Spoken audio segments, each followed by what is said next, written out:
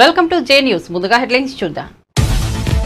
రిజర్వేషన్ల ఉపవర్గీకరణపై రాష్ట్రాలకు అధికారం ఉంటుందన్న సుప్రీంకోర్టు. విద్యా ఉద్యోగాల్లో రిజర్వేషన్ల ఉపవర్గీకరణ సమంజసమేనని వెల్లడి. 30 ఏళ్ల పోరాటానికి దక్కిన ఫలితమిదని సుప్రీం తీర్పుపై మందకృష్ణ భావోద్వేగం. శ్రీశైలంలో ముఖ్యమంత్రి చంద్రబాబు మల్లన్న ఆలయంలో పూర్ణకుంభ స్వాగతం. స్వామివారికి ప్రత్యేక పూజలు చేసిన చంద్రబాబు. అనంతరం కృష్ణానదికి శాస్త్రోక్తంగా పూజా కార్యక్రమాలు.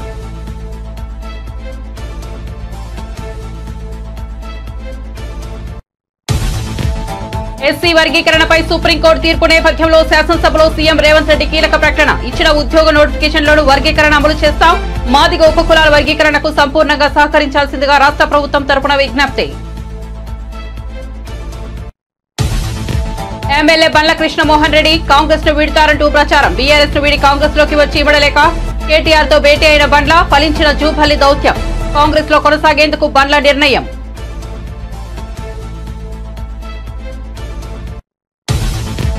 సీఎం ఛాంబర్ వద్ద బీఆర్ఎస్ ఎమ్మెల్యేల నిరసన. కేటీఆర్ హరీష్ రావు అరెస్ట్. సభ్యులకు క్షమాపణలు చెప్పాలని సీఎం ఛాంబర్ వద్ద నినాదాలు. కేటీఆర్ హరీష్ రావులను అదుపులోకి తీసుకున్న పోలీసులు. బీఆర్ఎస్ కార్యాలయం వైపు తరలింపు. శ్రీశైలం పర్యటన అనంతరం ఉమ్మడి అనంతపురం జిల్లాకు వెళ్లిన సీఎం. గుండుమల గ్రామంలో స్వయంగా పెన్షన్లు పంపిణీ చేసిన సీఎం చంద్రబాబు. వారి సమస్యల పట్ల సానుకూల స్పందన.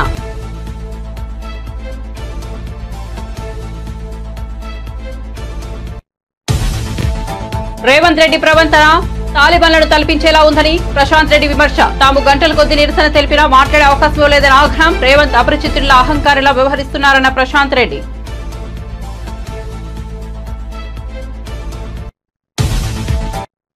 ఇక వార్త వివరాల్లోకి వెళ్తే ఎస్సీ ఎస్టీ కులాల రిజర్వేషన్ల ఉపవర్గీకరణపై దేశ అత్యున్నత న్యాయస్థానం సుప్రీంకోర్టు కీలక తీర్పు వెలువరించింది. రిజర్వేషన్ల ఉపవర్గీకరణ చేసేందుకు రాష్ట్ర ప్రభుత్వాలకు అధికారం ఉందంటూ తన తీర్పులో స్పష్టం చేసింది. విద్యా ఉద్యోగాల్లో ఎస్సీ ఎస్టీ రిజర్వేషన్ల ఉపవర్గీకరణ సమంజసమేనని ఉద్ఘాటించింది. ఎస్సీ ఎస్టీ రిజర్వేషన్ల ఉపవర్గీకరణ చేసే అధికారం రాష్ట్రాలకు లేదంటూ 2004లో ఇచ్చిన తీర్పును సుప్రీంకోర్టు ప్రధాన న్యాయమూర్తి జస్టిస్ డివై చంద్రచూడ్ నేతృత్వంలోని రాజ్యాంగ ధర్మాసనం పక్కన పెట్టేది. రాష్ట్ర ప్రభుత్వాలు ఉపవర్గీకరణ చేయకూడదంటూ ఇచ్చిన నాటి తీర్పును కొట్టివేసింది. ఈ మేరకు సీజేఐ డివై చంద్రచూడ్ నేతృత్వంలో 7 సభ్యుల రాజ్యాంగ ధర్మాసనం 6-7 మెజార్టీతో తీర్పు వెలువరించింది. ఏపీ ముఖ్యమంత్రి చంద్రబాబు శ్రీశైలం పర్యటనలో భాగంగా ప్రాజెక్టును సందర్శించారు. పరవళ్లు తొక్కుతున్న కృష్ణమ్మకు జలహారతి పట్టారు. కృష్ణానదికి శాస్త్రోక్తంగా పూజా కార్యక్రమాలు నిర్వహించారు. అంతకుముందు శ్రీశైలంలో కొలువు తీరిన బ్రహ్మరాంబిక మల్లికార్జున స్వామివారిని చంద్రబాబు దర్శించుకున్నారు. మల్లన్నకు ప్రత్యేక పూజలు నిర్వహించారు. ఆలయానికి వచ్చిన ముఖ్యమంత్రికి అర్చకులు సంప్రదాయబద్దంగా పూర్ణకుంభ స్వాగతం పలికారు. దర్శనం అనంతరం చంద్రబాబుకు తీర్థ ప్రసాదాలు అందజేశారు. కృష్ణానదికి జలహారతి ఇచ్చిన అనంతరం చంద్రబాబు సాగునీటి వినియోగదారులతో సమావేశమయ్యారు.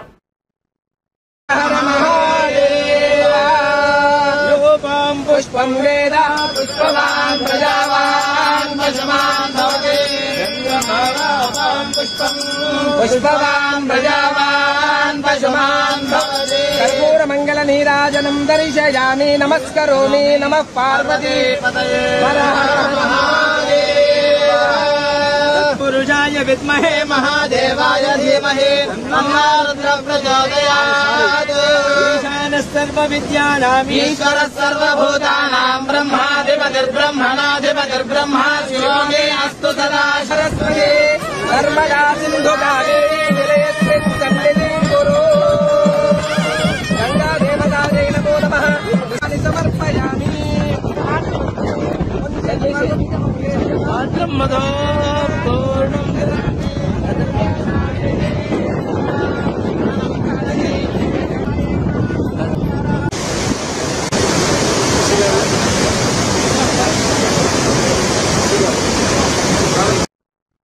మాజీ ముఖ్యమంత్రి వైసీపీ జాతీయ అధ్యక్షుడు జగన్ ను విశాఖపట్నంకు చెందిన వైసీపీ కార్పొరేటర్లు, పార్టీ నేతలు, రాష్ట్ర వ్యాప్తంగా ఉన్న వైసీపీ కార్యకర్తలు కలిశారు. దాంతో తాడేపల్లిలోని ఆయన కార్యాలయం కోలాహలంగా మారింది. వైజాగ్ వైసీపీ కార్పొరేటర్లు, వైసీపీ నేతలు తాడేపల్లిలోని జగన్ నివాసానికి వచ్చారు. జగన్ ను మర్యాదపూర్వకంగా కలిశారు. పార్టీ అధినేతకు శాల్వాలు కప్పి సన్మానించారు. పుష్పగుచ్చాలు అందించారు. కొందరు మహిళా నేతలు ఆయనకు రాఖీలు కట్టి ఆశీస్సులు అందుకున్నారు. పలువురు జగన్ కు జ్ఞాపికలు బహూకరించారు. ఈ సందర్భంగా వారితో జగన్ ముచ్చటించారు. ఎన్నికల్లో ఓటమనంతరం పార్టీ వైఖరిని వారికి వివరించారు. నన్న సమస్యలను సామాన్యులను కూడా తనను కలిసేందుకు అవకాశం ఇచ్చిన జగన్ పార్టీ కార్యకర్తలను కూడా కలిశారు. దాంతో సెల్ఫీలు దిగారు. వారితో మాట్లాడి ఉత్సాహం కలిగించారు.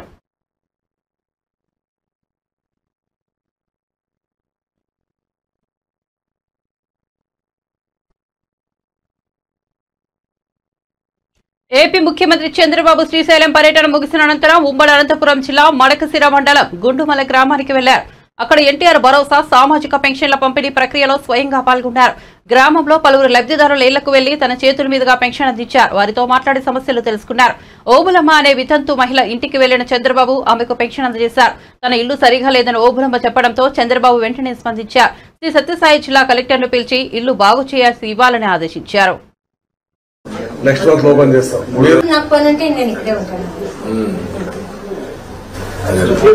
గవర్నమెంట్ ఫ్యాక్టరీ మరోసారి open Indian designs next month open చేస్తాం. మీరున్నప్పుడే పర్మిషన్ అంతా ఇచ్చిండ్రు. 5 ఏళ్ళు డబ్బులు డిమాండ్ చేసి ఎమ్మెల్యే ఓపెన్ చేపిస్తారు. మేము పోయి కలిసి ఓపెన్ చేపిస్తాం. Indian government factory sir, Indian design. Javeed అని మీకు బాగా close. Indian designs garments limited.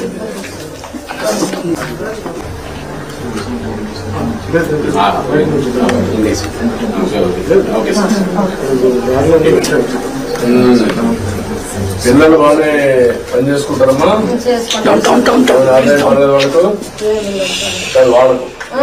వాళ్ళ పనులు వాళ్ళు చేసుకుంటారు సార్. మాకే ఏమి ఓకే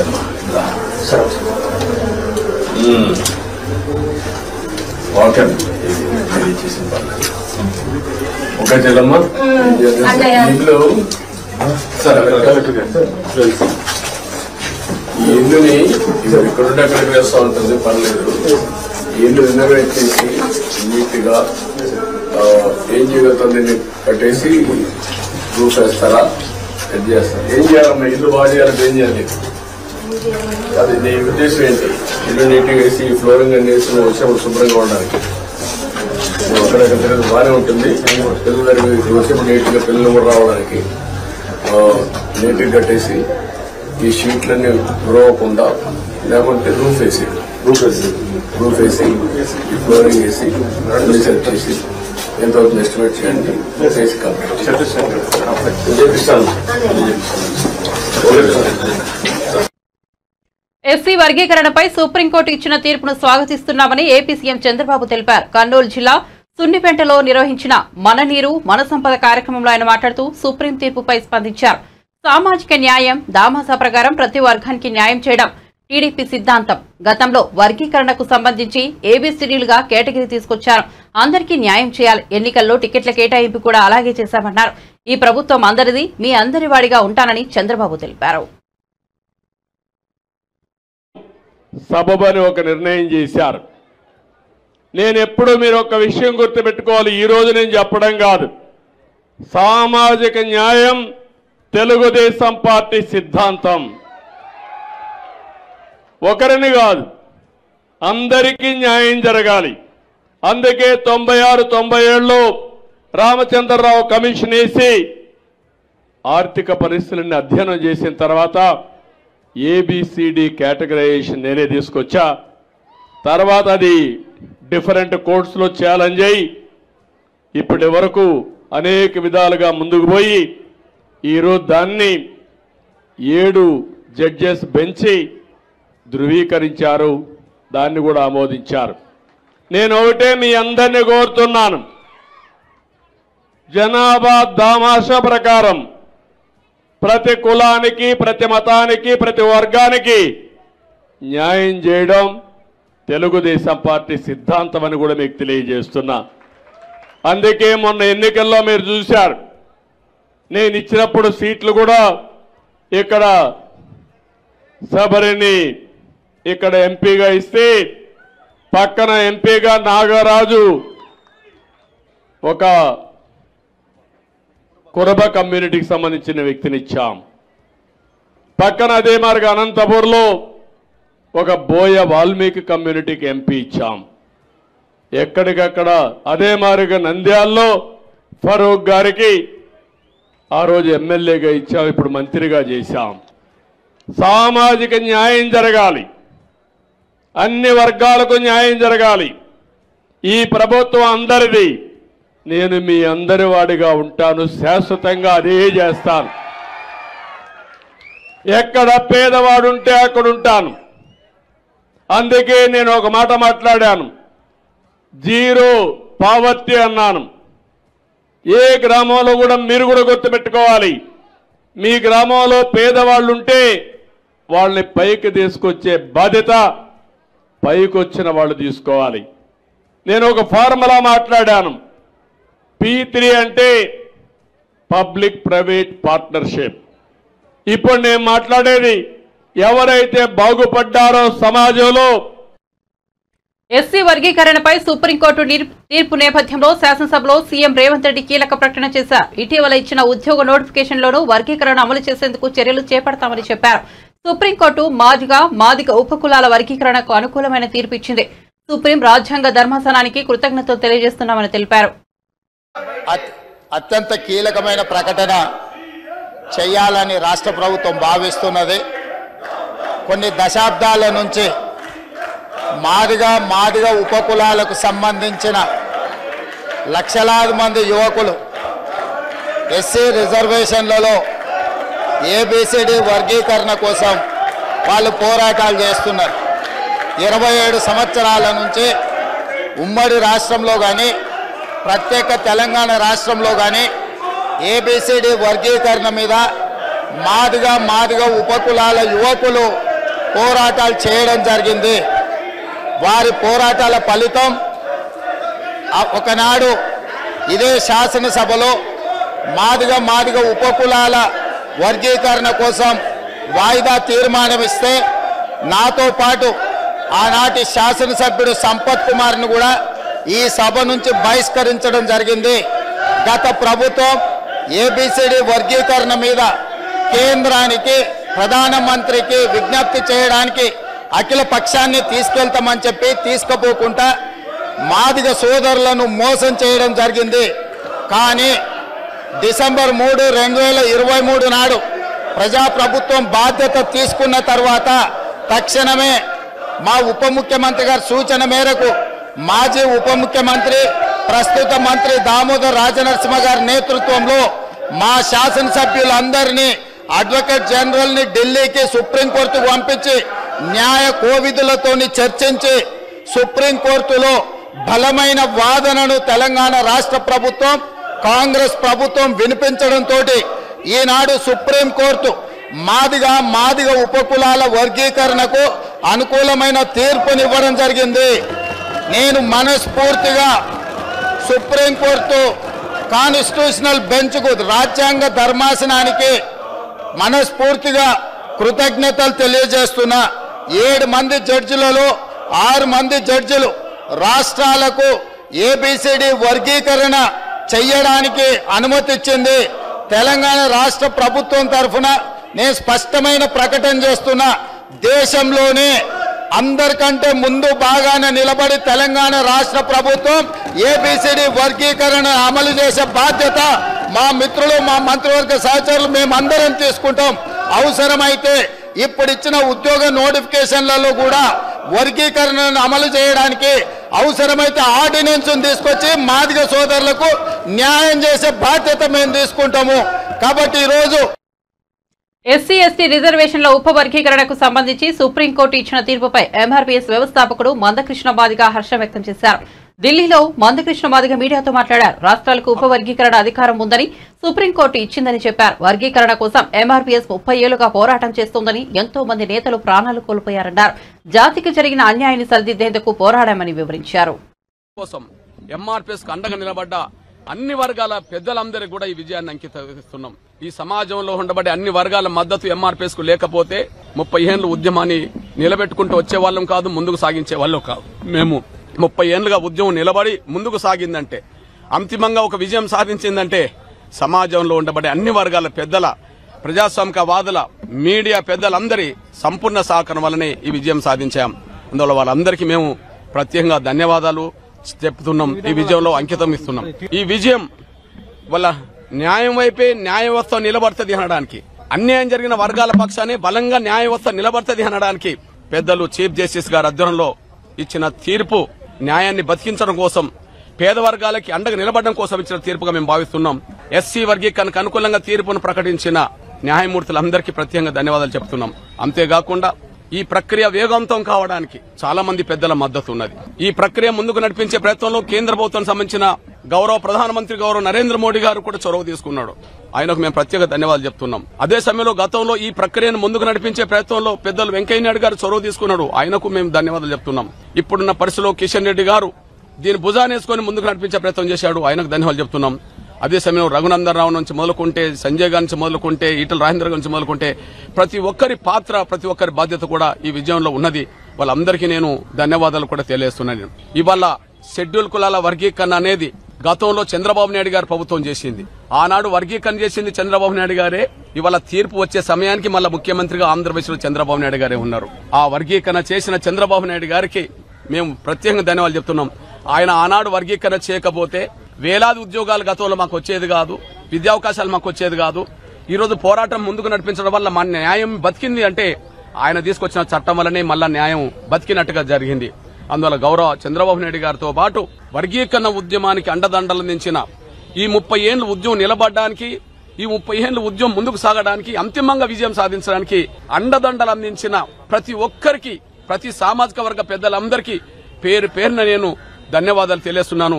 ఈ విజయం మాత్రం అమరులకు, ఉద్యమకారులకు మద్దతు ఇచ్చిన సమాజానికి అంకితం ఇస్తున్నామనే విషయం కూడా తెలియజేస్తున్నాను. సుప్రీంకోర్టు అనుకూలమైన తీర్పిచ్చిన సమయంలో చంద్రబాబు నాయుడు గారు ముఖ్యమంత్రిగా ఉండడం అనేది మా జాతికి భవిష్యత్తుకు ఉపయోగపడుతుంది. రేపు వర్గీకరణ జరుగుతుంది. ఆ స్థానంలో మరొకరు కనుక ఉంటే మా వర్గీకరణ జరిగేది కాదు. సుప్రీంకోర్టు తీర్పు ఇచ్చినా కూడా దానికి ఏదో సాకులు చెప్పి కొంత అడ్డంకులు కల్పించడానికి ప్రయత్నం చేసేవాళ్ళు. ఇక్కడ చంద్రబాబు నాయుడు గారు ఉండడం వల్ల ఆ వర్గీకరణ అమలు జరుగుతుంది ఆంధ్రప్రదేశ్లో. అదే సమయంలో కాంగ్రెస్ తెలంగాణలో కూడా అనివార్యంగా అమలు చేయక తప్పదు. ఎందుకంటే కాంగ్రెస్ కూడా ఒక లాయర్ను పెట్టిందని చెప్పి రేవంత్ రెడ్డి గారు వాళ్ళు వీళ్ళు చెప్తున్నారు. కాబట్టి వర్గీకరణకు అనుకూలంగా లాయర్ పెట్టినప్పుడు, వర్గీకరణకు అనుకూలంగా తీర్పు వచ్చినప్పుడు ఖచ్చితంగా దాన్ని అమలు చేయక తప్పదు. ఇది కర్ణాటకలో కూడా అమలు చేయక తప్పదు. ఒక మాట చెప్పాలంటే రిజర్వేషన్ల సిస్టమే రెండో అడుగు వేయబోతుంది. దాదాపు స్వాతంత్రం వచ్చిన కాంచి, రాజ్యాంగం వచ్చిన కాంచి ఉమ్మడి రిజర్వేషన్ల విధానమే ఉన్నది. దానివల్ల అందుకున్నోళ్ళకే రిజర్వేషన్ల ఫలాలు అందినాయి, అందుకున్న కులాలకే రిజర్వేషన్ల ఫలాలు అందినాయి. కానీ ఇప్పుడు అట్లా కాకుండా అందుకోలేని వర్గాలకు, అందుకోలేని వ్యక్తులకు, కుటుంబాలకు ఇవాళ వర్గీకరణ ద్వారా న్యాయం జరగబోతుంది. అంబేద్కర్ రాజ్యాంగంలో రిజర్వేషన్ పొందుపరిచాడు.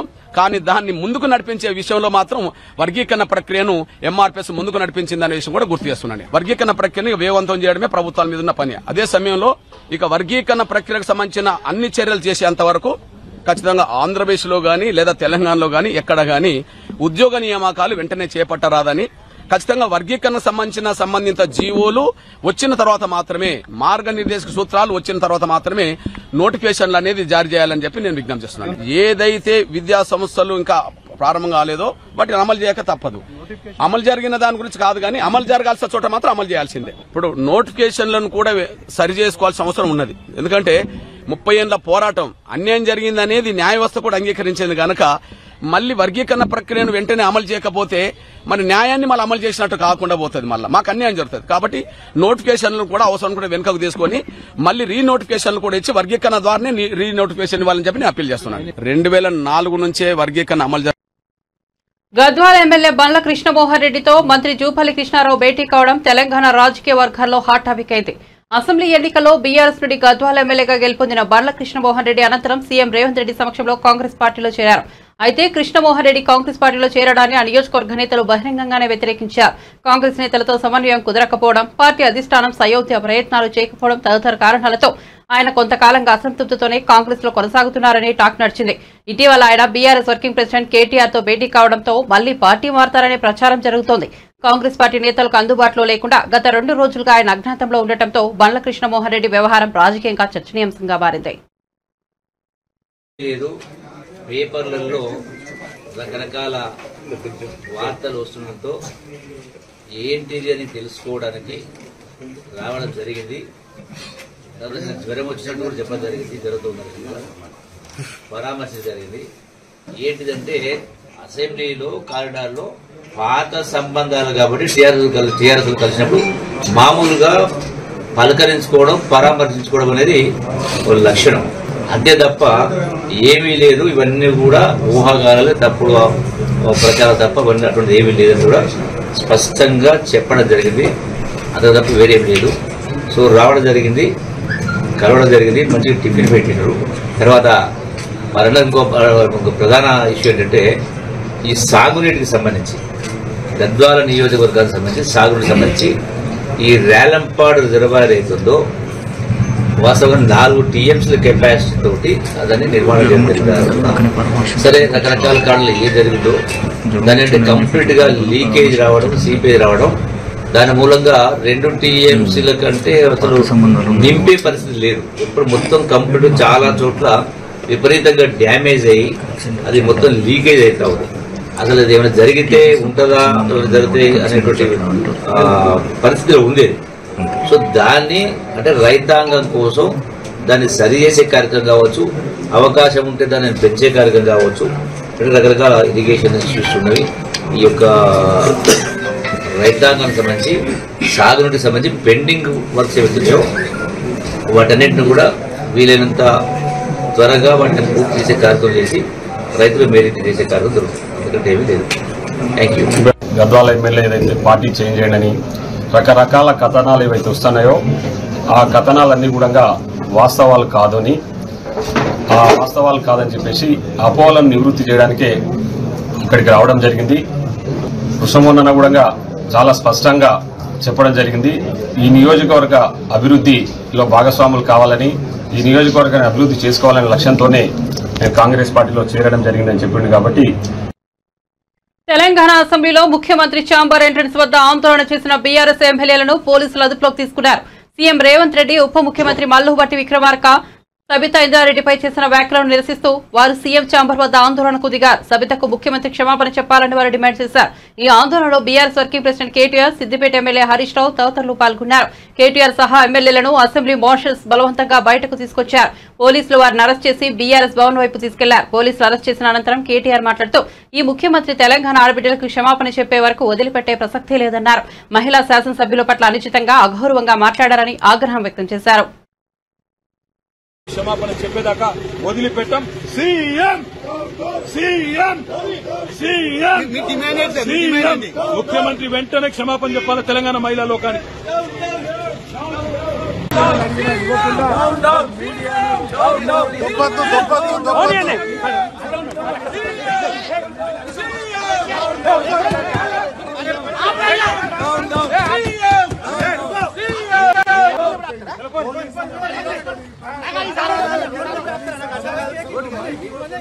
శాసనసభలో గొంతులు పడ్డా ఉన్నారు. ఒక మహిళకు అన్యాయం జరిగితే మాట్లాడలేదు. ఎన్నిసార్లు స్పీకర్ గారిని కోరినా మైక్ లేకుండా ప్రజాస్వామ్యాన్ని గొంతు వస్తా ఉన్నారు. తెలంగాణ శాసనసభలో ప్రజాస్వామ్యం తెలంగాణ ఉద్యమంలో లేనప్పుడు కూడా ఆ రోజుల్లో ఈ ఆంక్షలు లేవు. తెలంగాణ ఉద్యమంలో లేని ఆంక్షలు ఈరోజు తెలంగాణ శాసనసభలో చూద్దాం. బీఆర్ఎస్ మహిళా ఎమ్మెల్యేల పట్ల సీఎం రేవంత్ రెడ్డి ప్రవర్తన తాలిబాన్లను తలపించేలా ఉందని బీఆర్ఎస్ ఎమ్మెల్యే మాజీ మంత్రి వేముల ప్రశాంత్ రెడ్డి ఆగ్రహం వ్యక్తం చేశారు. ముఖ్యమంత్రి చేసిన వ్యాఖ్యలతో సబితా ఇంద్రారెడ్డి కన్నీటి పర్యంతమయ్యారని ఆవేదన వ్యక్తం చేశారు. తెలంగాణ భవన్లో ఆయన మీడియాతో మాట్లాడుతూ తమకు మాట్లాడేందుకు సభలో అవకాశం కూడా ఇవ్వలేదన్నారు. అవకాశం ఇవ్వాలని స్పీకర్ వద్ద నిరసన తెలిపామన్నారు. తాము నిరసన తెలిపితే కిరాతకంగా మార్షల్స్ ను పెట్టి వ్యాన్లో ఎత్తిపడేశారని ఆరోపించారు. టీఆర్ఎస్ పార్టీ పొత్తు ఉన్నందుకే మీరు మొదటిసారి ఎమ్మెల్యేగా గెలిచినారు. ఆ సంగతి మర్చిపోవద్దు. కేసీఆర్ గారి ఎమ్మెల్యేలు, కేసీఆర్ గారి మంత్రులు తెలంగాణ కోసం, తెలంగాణ ఉద్యమ సందర్భంలో అనేక సార్లు తమ పదవులకు రాజీనామాలు చేసి పెట్టారు. మంత్రి పదవులకు రాజీనామాలు చేసినారు, ఎమ్మెల్యే పదవులకు రాజీనామా చేసినారు. స్వయానా కేసీఆర్ గారు కేంద్ర మంత్రి పదవికి కూడా రాజీనామా చేసినాడు తెలంగాణ కోసం. ఆ రోజు తెలంగాణ సమాజం, యావత్ సమాజం, తెలంగాణ ఎమ్మెల్యేలారా, తెలంగాణ ఎంపీలారా, ఇగో టీఆర్ఎస్ పార్టీ వాళ్ళు రాజీనామాలు చేసినారు, మీరు కూడా రాజీనామాలు చేయండి అని అన్ని రాజకీయ పక్షాలకు పిలుపునిస్తే నువ్వు ఆ రోజు ఎమ్మెల్యేగా ఉండి రాజీనామా చేయకుండా పారిపోయిన వ్యక్తివి నువ్వు, తెలంగాణ ద్రోహి నువ్వు. నువ్వా కేసీఆర్ రాజకీయ ప్రస్థానం గురించి మాట్లాడేది? అందుకే నిన్ను నేను అంటున్నా ఒక అజ్ఞానివని అంటా అన్నా, అందుకే మిమ్మల్ని నేను అహంకారివని అంటా అన్నా. రోజుకో మాట మాట్లాడతావు. ఒకరోజు సోనియా గాంధీని బలిదేవత అన్నావు, ఇవాళ ఏమంటున్నావు? దేవత అంటున్నావు. ఒక అపరిచితుడులాగా రోజుకో మాట, పూటకో పార్టీ, అది నీ రాజకీయ ప్రస్థానం. కేసీఆర్ది ఏనాడు కూడా తెలంగాణ మాట తప్పితే, తెలంగాణ శ్రేయస్సు తప్పితే అని ఏనాడు కూడా వేరే దిక్కు చూడలేదు నీతిగా. కాబట్టి ఇప్పటికైనా నీ అహం తగ్గించుకోండి. భగవంతుడు నీకు అవకాశం ఇచ్చినాడు, చిన్న వయసులో ముఖ్యమంత్రి అయ్యే అవకాశం ఇచ్చినాడు. పరిణితి చెందండి, ఒక ముఖ్యమంత్రిలాగా వ్యవహారం చేయండి. ఇష్టం వచ్చినట్టు మాట్లాడాడు. అసెంబ్లీలో లాగులు తీస్తా అంటావు, తొండలు పెడతా అంటావు, పండబెట్టి తొక్కుతా అంటావు, పేగులు తీస్తా అంటావు. నీ రాజకీయ ప్రస్థానం, నీ రాజకీయ పరిణితికి, కేసీఆర్ గారి రాజకీయ పరిణితికి నక్కకు నాగలోకానికి ఉన్నంత తేడా ఉన్నదని చెప్పి ఈ సందర్భంగా నేను ముఖ్యమంత్రి గారికి తెలియజేస్తా ఉన్నా. కాబట్టి డెఫినెట్గా రాష్ట్ర ప్రజలు చూస్తూ ఉన్నారు. ప్రజలకిచ్చిన 6 గ్యారంటీలు, 13 హామీలు నెరవేర్చలేక ఇవాళ ఇటువంటి వ్యవహారం చేస్తూ ఉన్నావు. మహిళల్ని కించపరుస్తూ ఉన్నావు. కేసీఆర్ లాంటి రోజు టీడీపీ టీఆర్ఎస్ పార్టీ. బులెటిన్ ముగించే ముందు హెడ్లైన్స్ మరోసారి చూద్దాం. రిజర్వేషన్ల ఉపవర్గీకరణపై రాష్ట్రాలకు అధికారం ఉంటుందన్న సుప్రీంకోర్టు. విద్యా ఉద్యోగాల్లో రిజర్వేషన్ల ఉపవర్గీకరణ సమంజసమేనని వెల్లడి. 30 ఏళ్ల పోరాటానికి దక్కిన ఫలితం ఇది. సుప్రీం తీర్పుపై మందకృష్ణ భావోద్వేగం. శ్రీశైలంలో ముఖ్యమంత్రి చంద్రబాబు మల్లన్నాలయంలో పూర్ణకుంభ స్వాగతం పలికిన స్వామివారికి ప్రత్యేక పూజలు చేసిన చంద్రబాబు. అనంతరం కృష్ణానదికి శాస్త్రోక్తంగా పూజా కార్యక్రమాలు.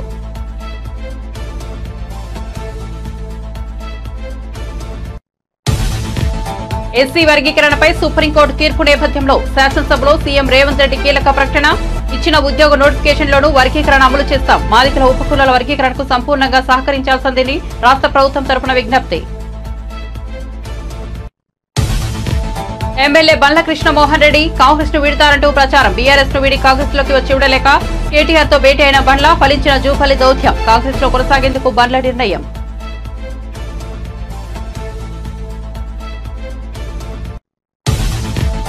సీఎం ఛాంబర్ వద్ద బీఆర్ఎస్ ఎమ్మెల్యేల నిరసన. కేటీఆర్ హరీష్ రావు అరెస్ట్. సభ్యతకు క్షమాపణ చెప్పాలని సీఎం ఛాంబర్ వద్ద నినాదాలు.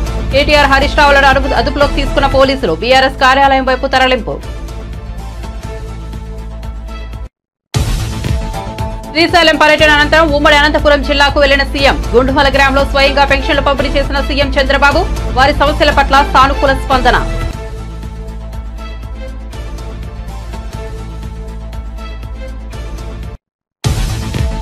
రేవంత్ రెడ్డి ప్రవర్తన తాలిబాన్లను తలపించేలా ఉందని ప్రశాంత్ రెడ్డి విమర్శ. తాము గంటల కొద్ది నిరసన తెలిపినా మాట్లాడే అవకాశం ఇవ్వలేదని ఆగ్రహం.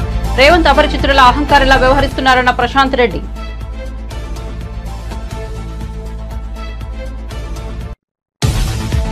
మరిన్ని అప్డేట్స్ కోసం చూస్తూనే ఉండండి జే న్యూస్.